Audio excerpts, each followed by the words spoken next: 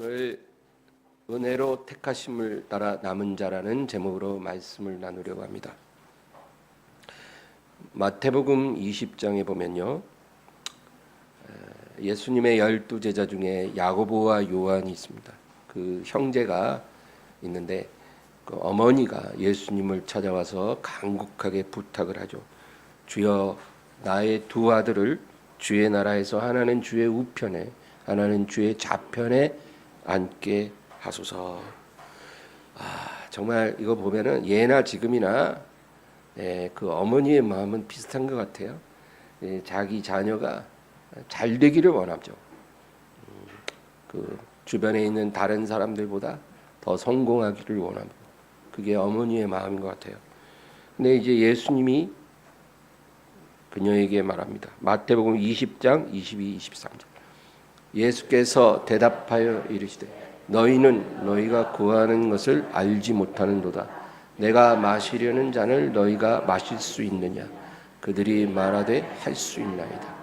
이르시되 너희가 과연 내 잔을 마시려니와 내 좌우편에 있는 것은 내가 주는 것이 아니라 내 아버지께서 누구를 위하여 예비하셨든지 그들이 얻을 것이니라. 이 야고보와 요한은요, 이것을 요구할 만한 충분한 자격이 있어 보입니다. 왜냐하면 예수님의 12제자들 중에서도 빅3 중에 속하는 제자들입니다. 항상 예수님이 가까이 두신 3명의 제자 중에 이들이 속해 있습니다. 베드로와 야고보와 요한. 늘 이 세 사람은 특별했습니다. 변화산에 올라갈 때도 예수님이 이들을 데리고 가시고 겟세마네 동산의 가장 깊은 곳에도 이 세 사람은 예수님과 함께 있었습니다. 그러니까 야고보와 요한의 어머니가 자기 두 아들을 가장 존귀한 자리에 부탁하는 것이 그렇게 무리한 요구는 아닌 거예요. 물론 베드로는 굉장히 기분이 나빴겠지만, 근데 예수님이 대답하십니다. 너희가 구하는 것을 얻기를 원하면 두 가지가 필요하다는 거예요. 첫째는 내가 마시는 잔을 너희도 마실 수 있어야 한다는 겁니다. 그게 중요한 조건이에요. 그 잔이 뭘까요? 아버지가 주시는 잔입니다. 아버지가 내미시는 잔. 이 잔 내가 마시듯이 너희도 마실 수 있어야 한다. 이 잔이 무엇입니까?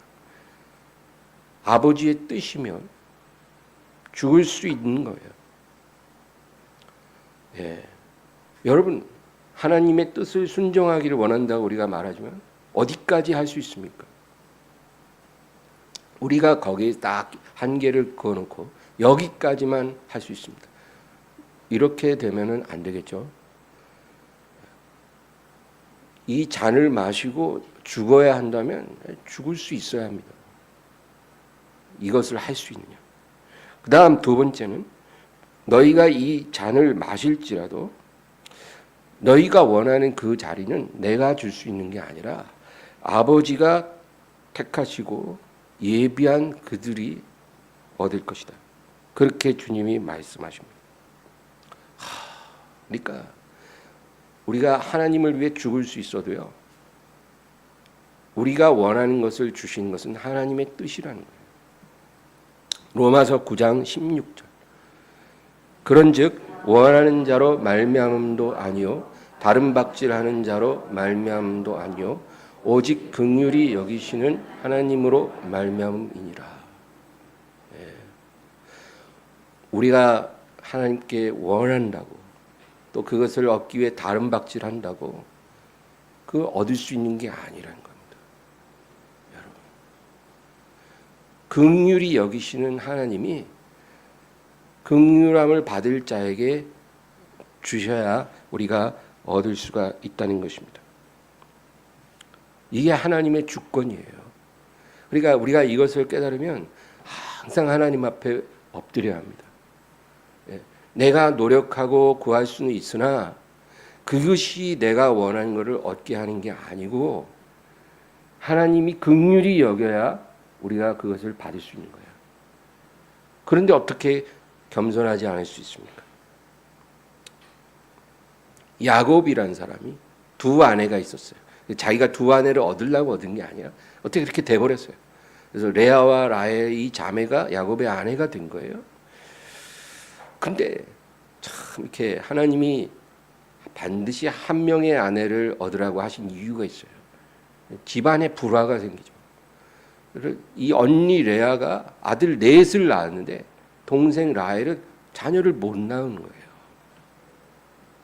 창세기 30장 1절 2절. 라헬이 자기가 야곱에게서 아들을 낳지 못함을 보고 그의 언니를 시기하여 야곱에게 이르되 내게 자식을 낳게 하라. 그렇지 아니하면 내가 죽겠노라. 야곱이 라헬에게 성을 내어 이르되 그대를 임신하지 못하게 하시는 이는 하나님이시니 내가 하나님을 대신하겠느냐. 정말 동생 라헬이 마음이 얼마나 힘들겠어요. 네. 정말 뭐 언니를 미워하고 싶어서 미워하는 게 아니라 마음이 힘든 거예요. 그러니까 남편에게 자꾸 화를 내니까 야곱이 뭐라 그래요? 그대를 임신하지 못하게 하시는 이는 하나님이신데 내가 하나님을 대신하겠는가? 나는 하나님이 아니라는 거예요. 하나님이 주시지 않으면 우리는 받을 수 없다.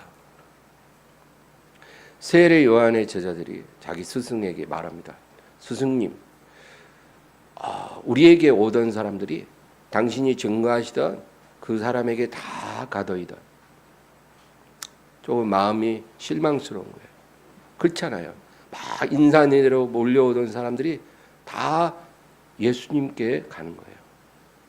요한복음 3장 27절. 요한이 대답하여 이르되 만일 하늘에서 주신 바 아니면 사람이 아무것도 받을 수 없느니라. 성경이 우리에게 전하는 분명한 진리가 하나 있습니다. 모든 것이 하나님의 주권 아래에 있습니다. 우연한 건 없어요.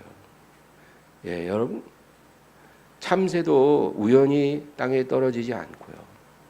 꽃도 우연히 지지 않고요. 하나님의 주권 아래에서 이루어지는 일입니다. 믿으십니까? 미물도 하나님의 섭리 아래, 주권 아래 있다면 우리의 인생은 말할 것도 없죠. 지금까지 내가 살아온 모든 것들 하나님의 주권 아래서 일어났습니다. 히스기야 왕이 병이 들었어요. 병이라는 것은 참 불행합니다. 지금도 못 고치는 병이 너무 많아요. 많은 사람이 병으로 생을 마감하죠. 히스기야 왕이 병이 들었을 때 이사야 선지자가 하나님의 말씀을 전합니다. 너는 너의 집에 유언하라. 네가 죽고 살지 못하리라. 히스기야가 이 병으로 죽는 것은 하나님이 결정한 것입니다. 누가 그것을 거역하겠습니까? 근데 이 히스기야가 마음이 너무 슬픈 거예요. 아직은 죽고 싶지 않아요. 그래서 벽을 보고 앉아서 힘이 통곡하며 기도합니다. 하나님, 내가 하나님 앞에 정직하게 행한 것을 기억하시고 나를 불쌍히 여기사 나로 살게 하소서. 여러분, 우리가 하나님께 기도할 때는 하나님을 설득하기 위해서 말을 만들 필요 없어요. 그냥 아주 원색적으로 기도하면 돼요. 하나님, 나를 살게 하소서. 그러니까 하나님이 집에 돌아가던 이사야 선지자에게 다시 말씀합니다. 열왕기하 20장 5절 6절. 너는 돌아가서 내 백성의 주권자 히스기야에게 이르기를 왕의 조상 다윗의 하나님 여호와의 말씀이 내가 네 기도를 들었고 내 눈물을 보았노라. 내가 너를 낫게 하리니 내가 3일 만에 여호와의 성전에 올라가겠고 내가 내 날에 15년을 더할 것이며 내가 너와 이 성을 아수르 왕의 손에서 구원하고 내가 나를 위하고 또 내 종 다윗을 위함으로 이 성을 보호하리라 하셨다 하라 하셨더라. 하나님 참 멋지십니다. 그 히스기야를 고쳐주시는 것 플러스 앗수르 왕의 손에서 이 성을 구원하리라. 구하지 않은 수건도 덤으로 이루어 주십니다. 여러분, 히스기야가 병으로 죽을 것이라고 결정하신 분도 하나님 그렇게 정하면 살 자가 없죠. 그런데 이 히스기야의 눈물을 보시고 기도를 들으사 그를 고쳐주시고 15년을 더해 주시는 그것도 하나님의 주권입니다. 우리는 우리의 기도로 하나님의 뜻을 돌이킬 수도 있고요. 돌이키지 못할 수도 있죠. 성경엔 두 가지가 다 기록되어 있어요. 그런데 중요한 것은 우리가 하나님께 무엇을 구할지라도 그 기도에 응답하시든지 아니하시든지 그것을 결정하시는 것은 하나님이십니다. 내가 정하는 게 아니에요. 하나님이십니다. 모세는 하나님이 가장 기뻐하는 종이었어요. 정말 하나님이 모세를 얼마나 기뻐하셨는지 그 자기 백성을 이제 430년 종살이하던 애굽에서 구원하실 때 하나님이 모세를 사용하시기로 결정하셨어요.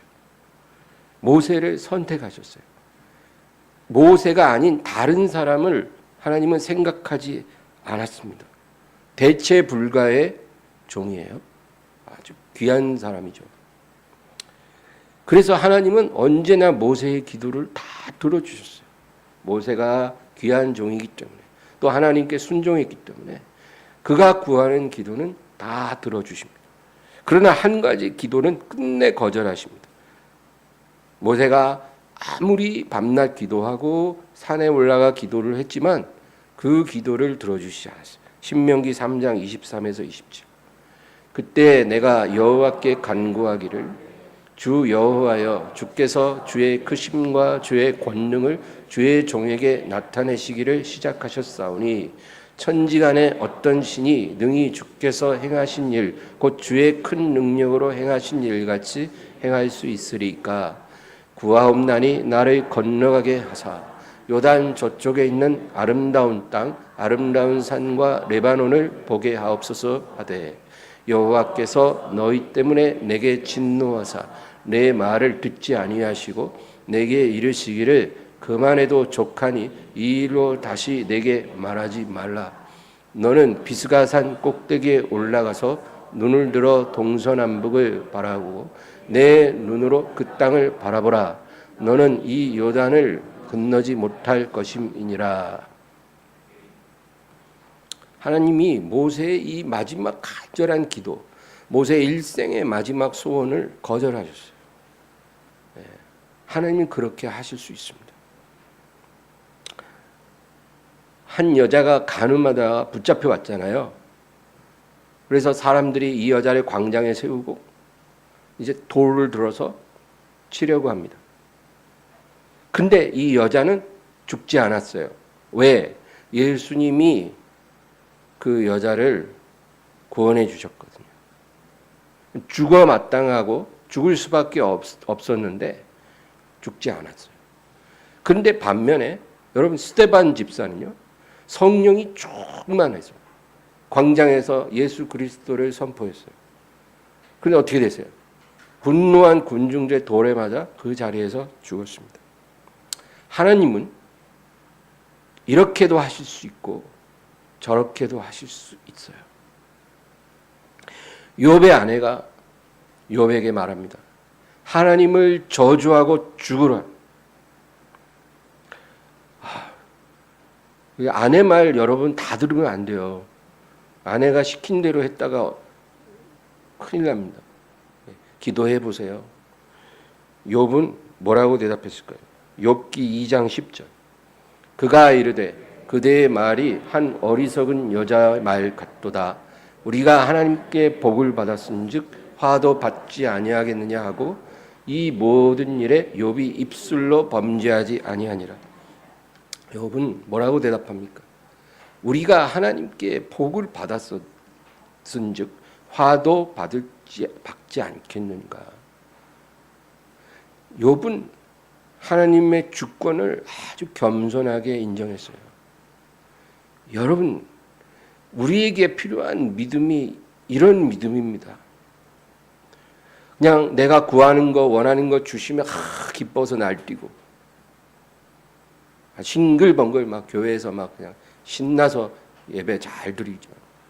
내가 구하는 게 거절되고 내가 원치 않는 어떤 어려움, 어떤 재앙이 내 삶에 몰아쳤을 때 하나님의 주권 앞에 엎드릴 수 있어야 합니다.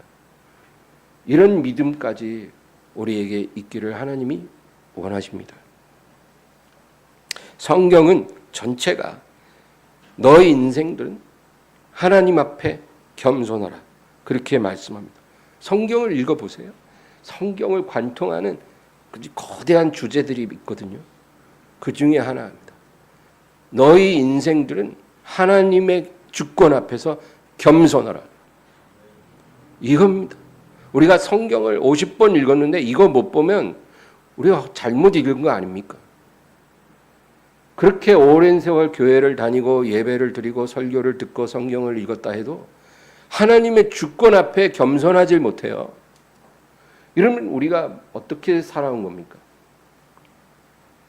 이 하나님의 주권을 다른 말로 하나님의 은혜라고도 할 수 있습니다. 하나님의 주권은 언제나 우리에게 유익하기 때문입니다. 그래서 은혜죠. 네. 은혜인데 은혜인 줄을 모릅니다. 하나님이 결정하시는 모든 것은 우리의 유익을 위한 것이에요. 믿으십니까? 우리의 유익을 위해 하나님이 모든 것을 결정하시기 때문에 좋으신 하나님, 의로우신 하나님입니다.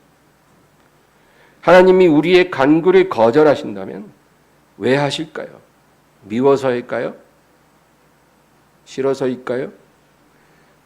그것이 우리에게 더 유익하기 때문입니다. 확실합니다. 우리가 구하는 것을 거절하셔야 우리에게 유익합니다. 내가 구한 것이 아니라 다른 것을 주실 때가 있어요. 왜 그럴까요? 그것이 내게 더 좋은 것이기 때문입니다. 이게 믿어지고 받아들여지면 그게 겸손입니다. 좋은 부모는 항상 자녀가 원하는 것이 아니라 자녀에게 유익한 것을 주죠. 그게 좋은 부모입니다. 자녀가 원한다고 원하는 것만 주는 부모는 나쁜 부모입니다. 자녀를 망치는 거죠. 자녀에게 좋은 것을 줘야 합니다. 우리가 이 진리를 이해하지 못해요. 그 당시에는 서운합니다. 내가 원하는 거 왜 안 주세요? 이렇게 구하는데 하나님께 서운해요. 그러나 세월이 지난 후에 우리는 비로소 깨닫는 거예요. 내가 원하는 것이 아니라 내게 유익한 것을 주시기 때문이에요. 하나님의 주권은 언제나 우리에게 유익하게 작용합니다. 그래서 하나님의 은혜인 거예요. 마가복음 4장은 보면은 예수님이 제자들과 배를 타고 갈릴리 바다를 지나갑니다. 그런데 예수님은 이제 배 고물에서 주무시고 제자들이 노를 저어요. 근데 갑자기 막 바람이 막 불더니 풍랑이 거세게 일어납니다. 갑자기 그러는 거예요. 그러니까 이제 배에 물이 막 차가지고 이제 곧 가라앉을 지경이 됐어요. 당시에는 여러분 구명조끼가 있는 게 아니잖아요. 구명조끼 없어요. 또 119 전화해서 해상구조대 와달라고 그렇게 뭐 할 수 있는 시대가 아니에요. 그러니까 배가 가라앉으면 그냥 100% 죽는 거예요. 사방이 다 바다인데 캄캄한 밤에 그 배가 가라앉는데 누가 살 수 있습니까? 마가복음 4장 38절 예수께서는 고물에서 베개를 베고 주무시더니 제자들이 깨우며 이르되 선생님이여 우리가 죽게 된 것을 돌보지 아니하시나이까 하니. 지금 제자들이 주님께 뭐라 그래요? 주여 지금 주무시면 어떡합니까? 지금 뭐 하고 계십니까? 우리 지금 죽게 됐어요. 빨리 뭐라도 조치를 취해 주세요. 왜 가만히 계십니까? 39, 40절. 예수께서 깨어 바람을 꾸짖으시며 바다더러 이르시되 잠잠하라 고요하라 하시니 바람이 그치고 아주 잔잔하여지더라. 이에 제자들에게 이르시되 어찌하여 이렇게 무서워하느냐 너희가 어찌 믿음이 없느냐 하시니. 예수님이 이 상황을 모르셨을까요? 아셨죠? 이것은 예정된 레슨이에요. 예수님은 제자들이 어떤 상황을 만나도 온전한 믿음을 가져야 한다고 말씀하고 있는 거예요. 너희는 나를 온전히 믿어야 한다. 이게 여러분 중요해요. 그냥 우리가 예수님을 주님이라고 부르는 건 어렵지 않아요. 근데 믿지 않으면 그게 어떻게 주님입니까? 온전히 믿어야 한다. 이것을 주님이 가르쳐 주시는 거예요. 분명한 사실은 우리가 온전히 믿을 때까지 인생의 풍랑은 계속 일어날 수밖에 없다는 겁니다.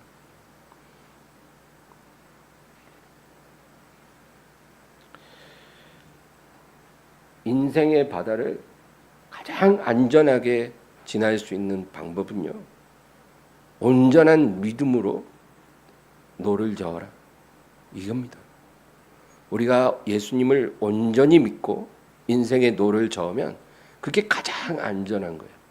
풍랑이 와도 금방 가라앉고 안전할 것입니다. 우리는 반드시 예정된 시간에 예정된 목적지에 도착할 겁니다. 이게 가장 안전한 방법이에요. 온전하게 믿어라. 온전히 믿어라. 주님이 말씀하시는 거예요. 이것보다 좋은 방법 없어요.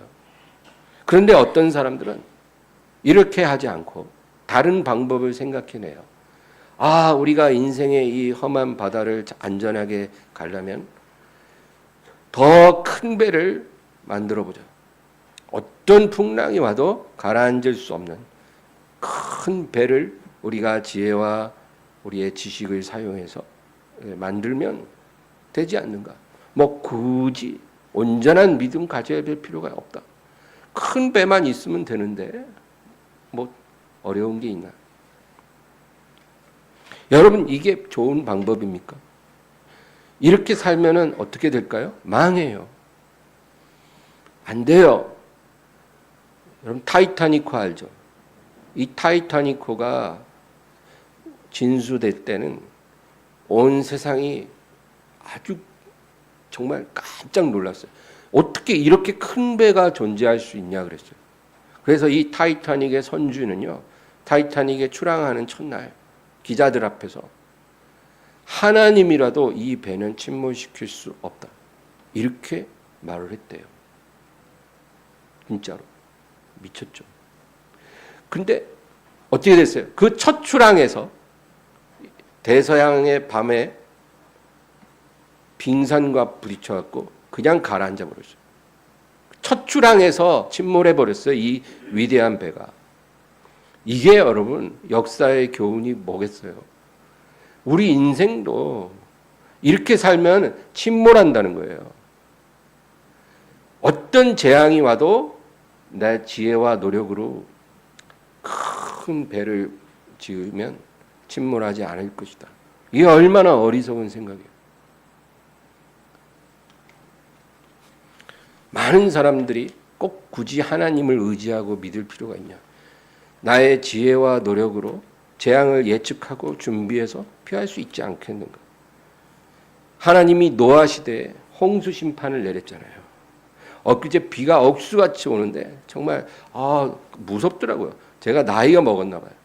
젊을 때는 그런 거 하나도 안 무서웠는데 이제 비가 그렇게 오니까 괜히 무서운 생각이 들더라고요. 근데 노아 시대 때 얼마나 무서웠을까요? 왜냐하면 폭우가 40일을 밤낮으로 쏟아져 내렸대요.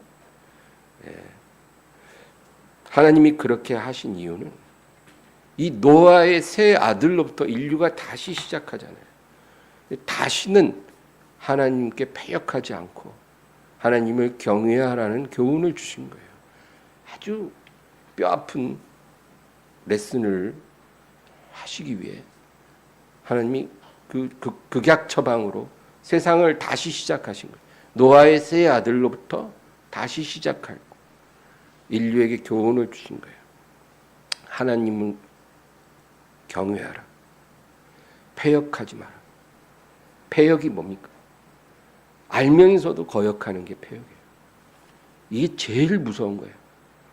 몰라서 죄 지을 수 있죠. 근데 진짜 나쁜 거, 위험한 거, 치명적인 거는 알면서 짐짓 죄를 짓는 거예요. 여러분. 그게 패역입니다. 하나님이 제일 미워하십니다. 여러분, 패역의 죄가 내게 있다면 빨리 회개하세요. 그날로 회개하고 돌이키세요. 패역한 길로 가면은 안 돼요. 근데 이렇게 하나님이 홍수 심판으로 교훈을 주셨는데 그 홍수 이후에 셈과 함과 야벳의 자손들 중에 특별히 함의 후손들을 중심으로 패역한 짓을 하기 시작했어요. 그들은 시날 평지에 모여서 하늘에 닿는 탑을 쌓았다는 거예요. 하늘에까지 닿는 탑. 왜 쌓았을까요? 홍수 이후에 다시는 어떠한 참혹한 재앙이 오고 홍수가 일어나도 우리가 탑 꼭대기에 올라가면 살 수 있다는 거예요. 이게 그들의 생각이에요. 하나님이 가르쳐 주신 거는 다시는 패역하지 말고 나를 경외하라. 그것이 가장 안전한 거야. 그렇게 말씀하셨는데 그렇게 하기보다는 패역한 길을 가지만 두 번 다시 홍수가 와도 우리가 죽지는 않으리라. 왜? 하늘에 닿는 탑 위에 올라가면 되니까요. 그래서 하나님이 어떻게 하셨어요? 그 탑을 무너뜨리셨습니다. 그게 창세기 11장이다. 그 다음 12장부터 갑자기 장면이 바뀌어서 한 유목민, 아브라함이라고 하는 갈대아 우르에 살던 유목민을 하나님이 찾아오셔서 그를 택하십니다. 그 뭐예요? 모든 사람이 패역한 그 인류의 길을 가지만 믿음으로 살아가는 사람들을 하나님이 부르신 거예요. 패역한 길이 아니라 믿음의 길입니다. 그게 아브라함이 가야 할 길이에요. 성경은 그것에 관한 책이에요. 패역한 길로 가지 말고 믿음의 길로 가라는 거예요. 그것이 가장 안전하다. 구약 시대에는 믿음으로 산다는 것은 하나님의 말씀을 믿는 것이 믿음으로 사는 거예요. 하나님의 약속을 믿고 하나님의 명령에 순종하고 그렇게 살아가는 거예요. 그게 구약 시대의 믿음으로 사는 모습이에요. 믿음이란 하나님의 말씀에 대한 우리의 태도를 의미하죠. 하나님의 말씀을 내가 어떻게 받아들이는가. 이게 믿음입니다. 그런데 신약 시대에 와서 믿음으로 산다는 것은 같은 맥락에서 달라져요. 하나님의 아들, 말씀이 육신으로 오신 하나님의 아들을 믿고 그분의 모든 말씀을 믿는 거예요. 이게 믿음으로 사는 거예요. 그리고 그가 가신 길을 따라가는 것. 이게 신약 시대의 믿음으로 사는 것입니다. 나의 원대로 사는 것이 아니라 아버지의 원대로 사는 것입니다. 아버지가 주신 잔을 마시는 거예요. 자기를 부인하고 자기 십자가를 지고 따라가는 거예요. 죽지 않고 사는 법을 모색하는 게 아니라 죽어야만 풍성한 삶이 될 수 있다는 것, 그것을 믿고 따라가는 것입니다. 지금 우리가 이 길을 가고 있다면 여러분 감사하시기 바랍니다. 우리가 이 길을 선택하고 가는 것이 아니고요. 하나님의 은혜이기 때문입니다. 여러분이 깨달아서 지혜로워서 선해서 이 길을 가고 있는 게 아닙니다. 세상에 안 믿는 사람들 중에 우리보다 똑똑하고 우리보다 정직하고 우리보다 지혜롭고 우리보다 선하게 사는 사람 많습니다, 여러분. 엘리야 시대에 엘리야가 하나님께 하소연해요. 이 시대에 모든 하나님의 종들이 다 죽었고 나만 남았는데 저들이 내 목숨도 지금 찾습니다. 너무 괴롭습니다, 하나님. 믿음 지키기가 힘들어요. 이 시대가 너무 어둡습니다. 근데 하나님이 대답하십니다. 그렇지 않아. 오늘 본문 로마서 11장 2절에서 5절 읽겠습니다. 하나님이 그 미리 하신 자기 백성을 버리지 아니하셨나니 너희가 성경이 엘리야를 가리켜 말한 것을 알지 못하느냐. 그가 이스라엘을 하나님께 고발하되 주여 그들이 주의 선지자들을 죽였으며 주의 제전들을 헐어버렸고 나만 남았는데 내 목숨도 찾나이다 하니 그에게 하신 대답이 무엇이냐. 내가 나를 위하여 바알에게 무릎을 꿇지 아니한 사람 7,000명을 남겨두었다 하셨으니 그런즉 이와 같이 지금도 은혜로 택하심을 따라 남은 자가 있느니라. 보면 하나님이 그 4절에 보면 내가 나를 위하여 바알에게 무릎 꿇지 않은 7,000명을 남겨뒀다. 하나님이요, 하나님을 위해 바알에게 무릎 꿇지 않은 7,000명이라는 성도들을 보존하셨다는 거예요. 엘리야만 남은 게 아니라는 거죠. 하나님이 7,000명을 남겨두셨다는 거예요. 그래서 이와 같이 지금도 은혜로 택하심을 따라 남은 자가 있다. 어느 시대에나 하나님이 자기를 위하여 은혜로 택하시고 남겨둔 자들이 있어요.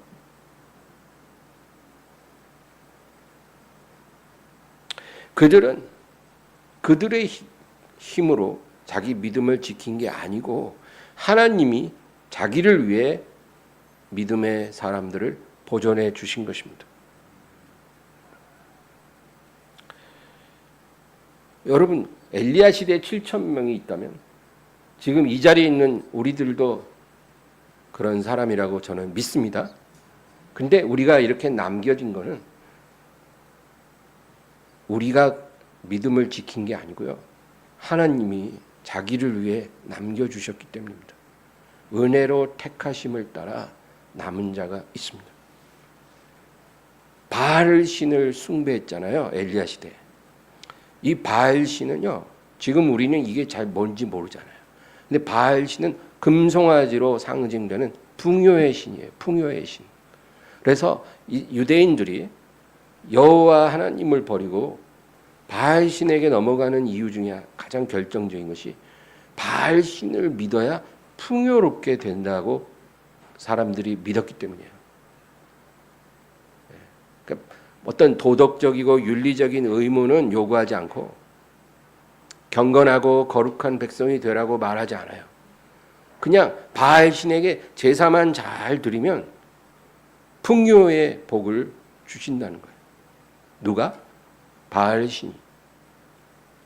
그래서 대부분의 유대인들이 바알 신에게 무릎을 꿇는 거예요.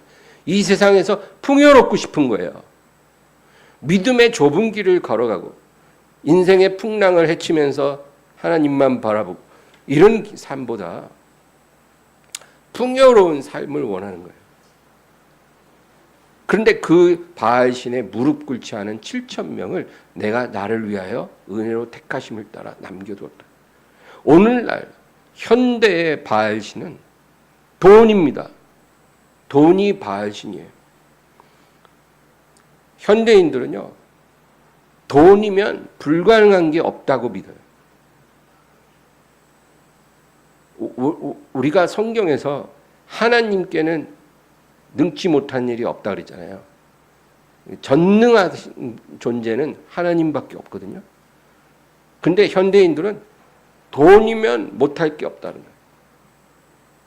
돈이 하나님 자리에 있어요. 돈만 있으면 어떤 불행한 인생도, 실패한 인생도 행복하고 성공한 인생으로 순식간에 바뀐다는 거예요. 그렇습니까? 갑자기 100억 생기고 1000억 생기면 여러분의 인생이 갑자기 성공한 인생, 행복한 인생이 될 거라고 믿으십니까? 다행히 아무도 아멘 안 하시네요.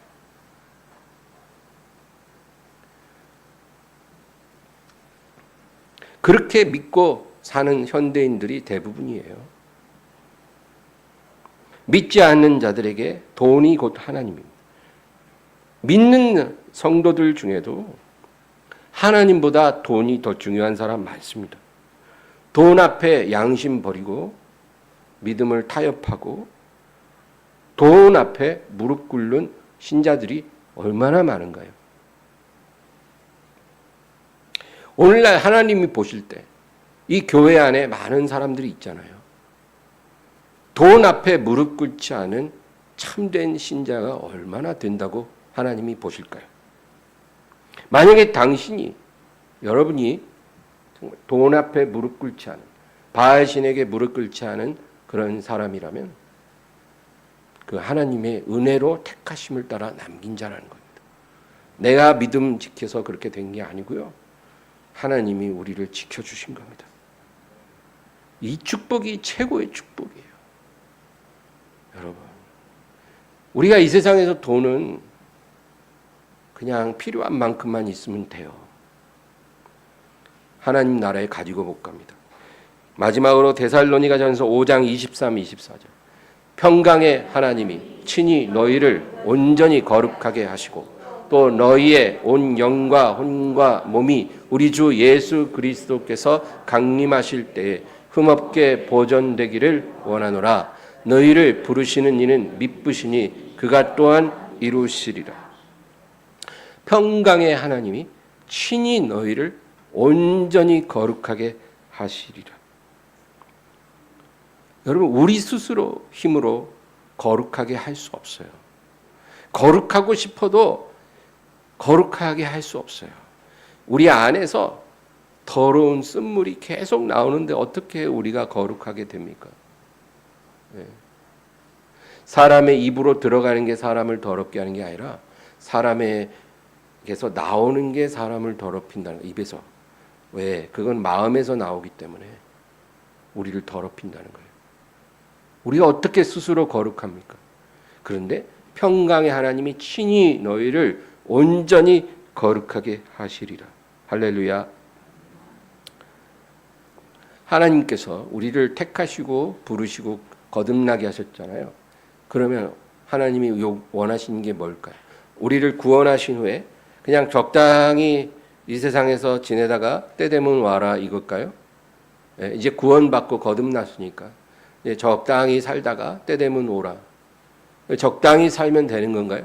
그렇지는 않아요. 하나님이 우리를 부르신 것은 거듭나게 하시고 새 사람 되게 하시고 예수님의 형상으로 거룩하게 하기를 원하십니다. 그래서 이 우리를 거룩하게 만지시고 다듬는 시간이 우리의 생애예요, 여러분. 하나님이 그렇게 우리의 생애를 주셨다면 그 목적에 충실하게 사십시오. 주가 강림하실 때 우리 영과 혼과 몸이 우리 주 예수 그리스도의 강림하실 때 흠없게 보존되기를 원하노라. 주님이 강림하실 때까지 영, 혼, 몸 흠없이 보존되기를 원합니다. 이게 하나님의 뜻이에요. 영혼만 거룩한 게 아니고요. 몸도 흠없이 보존하라고 하십니다.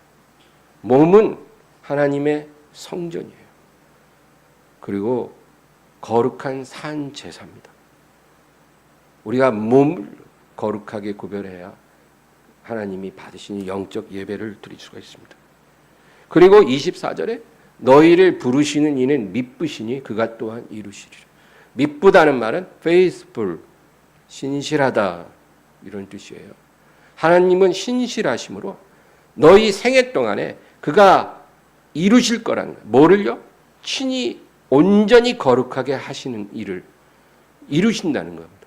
하나님을 믿으시기 바랍니다. 여러분, 하나님이 우리를 끌고 가셔요. 어떻게 해요?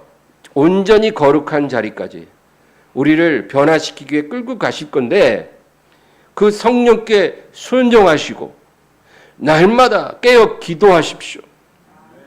기도하고 하나님의 말씀에 귀 기울이고 그렇게 살면 돼요.